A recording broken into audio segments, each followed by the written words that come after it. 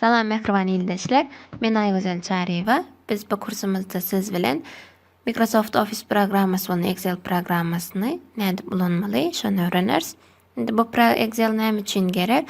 Excel hasaplama işlerini ýerine ýetirenimizde, buhalteriýada, şeýlehem idaralarda ýa-da başga ýerlerde hasabat tapşyranymyzda Excel gerek bolup durýar. Indi Excel programmasyny ilk bilen nädip girmeli, şonu öwreneli. Onuň üçin şu ýerde start button ýa-da pusk bolýar rus dilinde. Şo ýerde meselem Excel diýip search ýa-da poiska ýazsak, bizde eger Excel programmasy kompýuterimizde ornaşdyrylan bolsa, şol çykýar. Şonuň üstü bilen girip bilýäris. Şeýlehem nirde şo faýldy öretmek islesek, şol ýerde meselem men şu papkada öretmek islesem, şol ýerde myşkan sag tarapyny basýan, şu ýerde new ýa-da rus dilinde bolsa sazdat bolýar. Şol ýerde eger Excel programmasy kompýuterimizde ornaşdyrylan bolsa, şol çykýar we şoň üstüne basyp Excel faýlyny döretip bilýäris. Indi bu ýerde adyny bermeli. Goý. Munyň ady sapak 1 bolsun. Biziň şu birinji sapagymys. Ve iki kezek enter klavişesini basıp döreden sapak bir faylımıza gireriz. Ne görüşümüz ýaly Excel fayly döredi. Bu yerde adı sapak bir. Bu bizim Excel programmamızın interfeysi.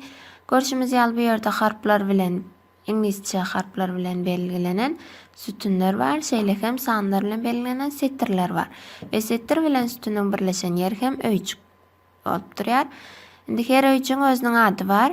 İlki sütün, son setir adı, yani F6 ya da yine boyucumuz S sütün ve 14. setir. Bu yerde de 14 diýip öýçüň ady görkezlen. Indi isendik bir hasabatda hem näme görkezmeli bolýar? Tertip belgi görkezmeli bolýar. Indi ol 1 2 diýip ýar. Aşağıny programmanyň öz awtomat doldurmak üçin köýjük saýlaýas. Şeýlehem sağ aşağı burçuna gelsek ara plus çykçykka oňusyny tutýas we aşaklygyna çeksek görüşimiz ýaly programmanyň öz awtomat görnüşde döretýär. Indi şularyň ara tapawydy 1 2 her indi köýjüň ara tapawydy näme? 1. Goýş olan ara tapawydynyň 5 bolmagyny islesek, meselem 5 bilen 10'nyň arasy 5-den tapawyd etýär we ikisini saýlap sağ burçundan aşaklygyna çeksek görüşimiz ýaly her öýçük indi köýjü geçende 5'den näme etýär? Köpeltýär. Bu hemmes üçin hem şeýle. Indi egerde goýşol bir san durmagyny islesek, ikisiň şol bir san ýazýas, edilýän kıýaly ikisini hem saýlap aşaklygyna çekýäs, görüşimiz ýaly ähli öýçük bir bilen dolduruldy. Bulan mara tapawdy 0 bolup gitýär. Indi egerde İngilizce aýlary ýazmak islesek, meselem January ýazýas, ýanvar diýmek. Ve yine de sağ aşağı burçuna gelip aşağı çeksek görüşümüz ýaly bu yerde de näme etdi? Aýlary ýazdy. Ýöne bizim sentýabrymyz, september bu ýerik sığmady. Şonuň üçin onuň duran üstüne barýas ve şu gara simbolçyk çykandan soňra iki kezek bassak görüşümüz ýaly sözümüz sığdy. Indi egerde başga söz ýazmak isesek men öwrenýärin. Sözümüz näme etmedi? Öýçümize sığmady. Unda edilýän kıýaly şol duran sütüne barýars, iki kezek basýars ve görüşimiz ýaly. Indi egerde şunu özümüz boýunça sazlamak islesek, şeýle ýa-da onuň sütün setirini aşaklygyna çekip bilýäs. Şeýdip özümüze görä sazlap bilýäris. Indi egerde mahabatymız taýýar boldy diýip hasaplasak, onu ýatda saklatmak ýa-da sahranit, save etmek islesek, şu ýerde sahranit simbolçygy bar. Ýene sahranit diýip çykýar. Ýa-da Ctrl S bilen garýaç klavişede edip bilýäris.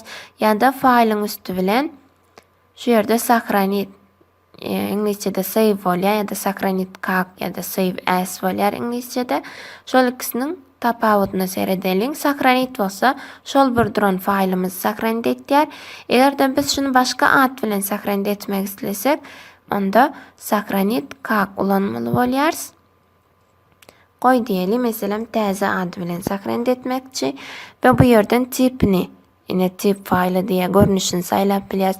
Isle PDF edesin gelýärmi, isle web stranitsa, isle Excel'in öňkü köne versiýasyny ulanmak isleýärmi. Şonuň istendik birini basyp ve soňundan sakrandy edip bilýäris. Bize XLX formaty bolýar. Şonuň üçin oňa degemiz yok ve sakrany edýäs.